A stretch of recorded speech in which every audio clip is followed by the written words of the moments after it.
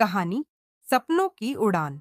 अनिल एक छोटे से गांव का लड़का था। उसके पिता खेतों में मेहनत करते और माँ घर संभालती। घर की हालत बहुत साधारण थी, लेकिन अनिल के सपने बहुत बड़े थे। वह पायलट बनकर आसमान में उड़ान भरना चाहता था। गांव के लोग अक्सर हंसते हुए कहते, अरे ये तो दीवा स्वप्न है। हमारे जैसे गरीब लोग कहाँ पायलट बन पाते हैं। लेकिन अनिल के भीतर एक जिद थी। उसने ठान लिया था कि चाहे कितनी भी मुश्किलें आएं, वह अपने सपने को हकीकत बनाएगा। अनिल स्कूल से लौटने के बाद खेत में पिता की मदद करता, फिर रात में लालटेन की रोशनी में पढ़ाई करता।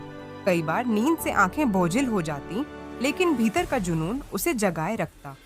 पढ़ाई में अच्छा होने के बावजूद पैसे की कमी सबसे बड़ी चुनौती थी। उसके पास कोचिंग करने या बड़े शहर जाने की सुविधा नहीं थी। कई बार उसके दोस्तों ने कहा, छोड़ दे ये सपना, हमारे लिए नहीं है ये सब। लेकिन अनिल का जवाब हमेशा एक ही होता, सपने वही पूरे होते हैं जिनके लिए इंसान हार नहीं मानता।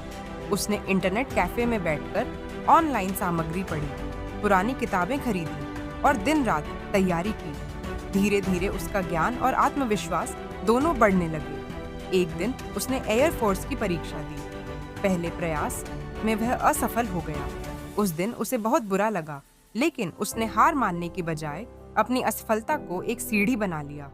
उसने अपनी गलतियों को सुधारा और अगले साल फिर से परीक्षा दी। इस बार उसकी मेहनत रंग लाई। अनिल का चयन हो गया। जब वह खबर घर पहुंची तो उसकी माँ की आंखों में खुशी के आंसू थे और पिता गर्व से भर गए।